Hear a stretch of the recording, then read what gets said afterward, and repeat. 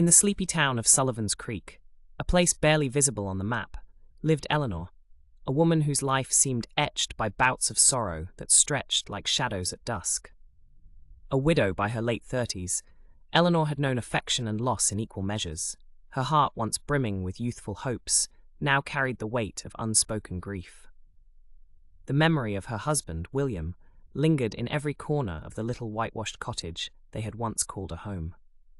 It stood at the edge of the town, surrounded by wildflowers that William had planted, flowers that now grew untamed and ragged.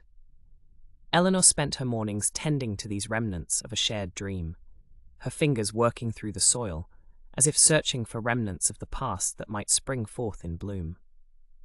As the sun climbed higher, Eleanor split her time between her job at the local library and caring for her ailing mother, Clara. The library was a haven of stillness, a stark contrast to the chaos that life had unfurled before her. Here, between rows of books filled with tales of faraway places and adventures, Eleanor found a sliver of peace. She liked to imagine her grief was just another narrative, a somber story nestled among the countless spines, momentarily painful yet ultimately confined to the pages of her past. Clara's health was failing rapidly, an unrelenting decline that seemed to shadow Eleanor's every step. The evenings were the hardest when the silence in their home became a tangible presence, filled only by the laboured breathing of her mother and the ticking of the old brass clock on the mantel. Eleanor, Clara's voice would often break the silence, a fragile thread pulling her back from the brink of her reveries.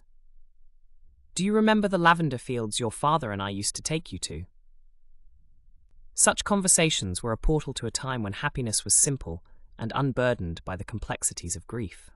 But memories, Eleanor knew, were like double-edged swords. They were comforting and painful, a reminder of all that had been and all that would never be again. She carried them around, an invisible tapestry woven into the very fabric of her being, each thread a story, a moment, a sigh. The townsfolk, few as they were, showed kindness in their way. Little tokens of affection were often left at her door, a basket of muffins, jars of homemade jam, quilts lovingly stitched. They were gestures meant to pierce the loneliness that hung about her like a dense fog, attempts to draw her out into the world once more. One crisp autumn morning, as Eleanor walked through the town square, she overheard snippets of conversations about a newcomer. A man who carried an easel and spent his days painting the creek that meandered through Sullivan's Creek.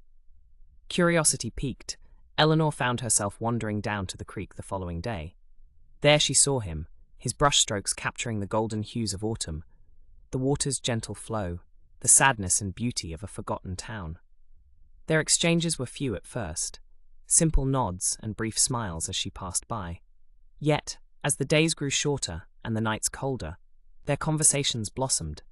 His name was Thomas, and like her, he carried his own past, a tapestry rich with hues both dark and light. He saw her, not just the sorrow, but the strength beneath, the resilience etched into her soul. As winter approached, Eleanor felt a change within, subtle yet profound. The grief didn't fade, perhaps it never would, but alongside it grew something new, a hope tender and tentative, like the first snowdrop emerging from a frost-covered ground. Life, Eleanor mused one evening as she watched the snow gently fall outside her window, is an intricate mosaic of moments. Some bring us to our knees, while others urge us to stand. And perhaps it's not about avoiding the shadows, but learning to find the light amidst them. She thought of William, her mother, and her quiet life in Sullivan's Creek. The shadows would always be a part of her landscape, but now there were colours, subtle and vibrant, new and rejuvenated by Thomas's presence, reminding Eleanor that even in places touched by sombre tales, new stories can always begin.